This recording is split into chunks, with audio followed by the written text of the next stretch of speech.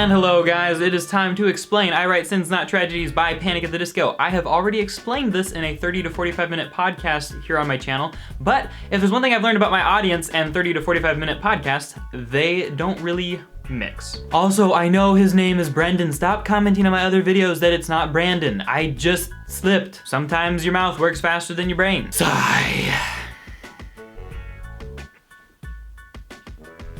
So, the main idea of this song is that when you have the air conditioning on, you have to close the door. Seriously, it's just money going straight out into the world. Actually, I'm just kidding. And now that I own my own house, I'm not quite so strict about that as my parents were, but I'm sure that when I have kids, I'm gonna be playing this song every time they leave the door open. I'm gonna be on fleek, Dad. Now, here's what's actually up. In both the lyrics and the music video, we're following a groom who's kind of under a lot of pressure. In verse 1, we hear, "Oh well, imagine as I'm pacing the pews in a church corridor, and I can't help but to hear, and I can't help but to hear an exchanging of words. What a beautiful wedding."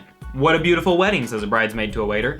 And yes, but what a shame, the poor groom's bride is a whore. So there's this mysterious narrator walking around, he overhears a conversation between two people, they're all at a wedding, and apparently the girl's been cheating on the guy. And surprise, surprise, the narrator is the groom, and even the waiters know that he's being cheated on. He's like the only one who doesn't know. And so we jump into that ever wonderful chorus. I chimed in with a, "Haven't you people ever heard of closing the goddamn door?"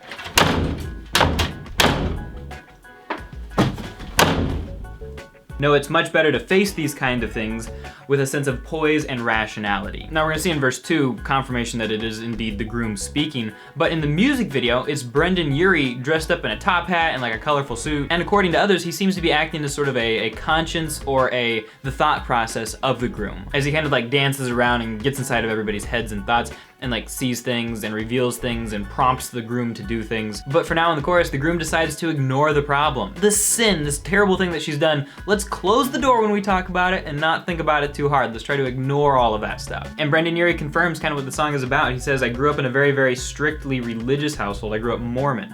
Religious guilt has been a big part of my life. I will never get rid of it. Even now, I'm not religious in any way, but the judgment that goes on is crazy." He goes on to reveal more stuff, and in fact, the song may even be about a friend who knew that he liked a girl, but went ahead and had sex with her anyway. So the song might be kind of influenced by that. But the song is definitely partially a satire of organized religion and this sometimes present desire to sweep sin under the rug and to ignore it. I don't really see the satire of the judgy religious people in this song, but if you watch the music video in the church, the bride's side of the family is they're like all mimes, and they're all like super quiet, and they keep things under wraps. They definitely sweep things under the rug, and they're all sitting very prim and proper. The groom's family, on the other hand, is a bunch of like crazy circus clowns. You got a bearded lady, you got a tall guy in stilts, you got, really short people, you have people with magical abilities, and they're just plain nuts. And you get the feeling that the music video is comparing people who are so worried about their appearance and how they come across to others with people who are willing just to be their crazy, zany selves. Now, being your crazy, zany self is good,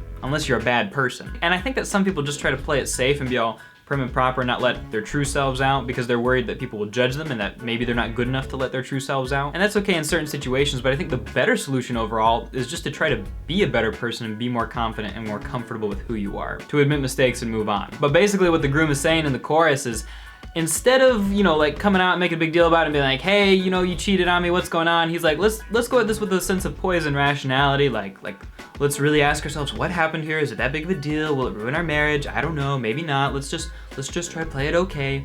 He's kind of turning his back on his family's ideas and throwing in his lot with the sad, quiet clowns. And then in verse 2, we hear, "Well, in fact, I'll look at it this way. I mean, technically our marriage is saved. Well, this calls for a toast, so pour the champagne." So if he called her out, it would ruin their marriage. And by him being quiet about her infidelity, their marriage is safe. Woohoo! Of course, that's a short-term fix, and it's not gonna work. And in the music video, we see him catching her in the act, and as soon as he realizes that under that beautiful exterior, she's actually unfaithful, he transforms into the Brendon Urie version of himself and goes back and hangs out with his crazy family. I've had enough of these people. And I don't know if anybody else noticed this, but the verse is like a repetition of itself. He says the exact same lines twice, and that's not very common for a verse. I think a lot of people demonize repetition and say there's nowhere it belongs in songwriting and it's lazy, but I think Panic at the Disco really pulls it off well here, and that's something that I want to talk to you songwriters about. Check out the ends of the lines in verse 1. Imagine, corridor, here, words, wedding, waiter, shame, whore. None of the words right next to each other rhyme, and the ones that kind of get close to rhyming are either too far apart for it to really matter, or are still like super imperfect rhymes. In fact, there are hardly any rhyming lines in this song. It's much more focused on repetition. In the first verse we hear, and I can't help but to hear, no I can't help but to hear, what a beautiful wedding, what a beautiful wedding.